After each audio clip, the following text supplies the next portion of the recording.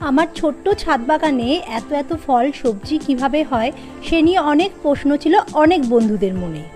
তারই আজকে সমাধান করতে চলে এলাম। ছোট অবস্থাতেই যে কোনো ফল সবজিকে আমি নেটিং করে দিই।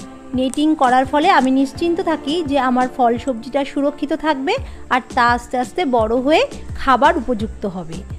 যদিও বা আমি ফেরোমেন ট্র্যাপ ইউজ করে থাকি, স্টিকার ইউজ করে থাকি, তারপরেও কিন্তু নেটিং করলে মনে অনেকটাই শান্তি পাই, কারণ কোনোভাবেই কোনো ছোটো পোকামাকড়ও এর মধ্যে দিয়ে ঢুকে ফল সবজিটাকে নষ্ট করে দিতে পারবে না। এইভাবেই নেটিং করার ফলে কিন্তু এই ছোট ছোট ফুল থেকে এত বড় বড় সবজি আমি পেয়েছি এত সহজে। লাউ, কুমড়ো, বাতাবি লেবু, শসা, তরমুজ সব রকমের ফল সবজিকেই আমি নেটিং করে এরমভাবে সুরক্ষিত রাখি। তাই আপনারাও যদি এরকম ধরনের নেট ইউজ করেন, খুব সহজেই আপনার ছাদ বাগানেও এরকমভাবেই অনেক অনেক ফল সবজি উৎপাদন করতে পারবেন।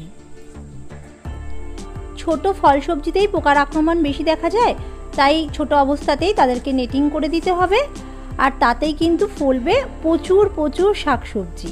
আপনি খেয়েও শেষ করতে পারবেন না, এত শাকসবজি আপনার ছোট্ট ছাদ বাগানেই আমার মতো আপনি ফলিয়ে নিতে পারেন। এই দেখুন, সবে এইটাকে পরাগায়ন করেছি, আর এরপরে একটু বড় হলেই কিন্তু এইগুলো সব কটাকে নেটিং করে দেব।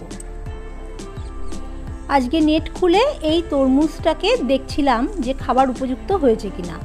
সাইজে এখনও সেরকম বড় হয়নি, আর দেখলাম হলুদও রং ধরেনি। একটু হালকা হলুদ রং ধরলে তবেই এটাকে কাটা যাবে। তাহলে দেখা হবে আবার একটি নতুন ভিডিওতে। ততক্ষণ টাটা, গুড বাই। সবাইকে ভালো রেখো আর নিজেও ভালো থেকো।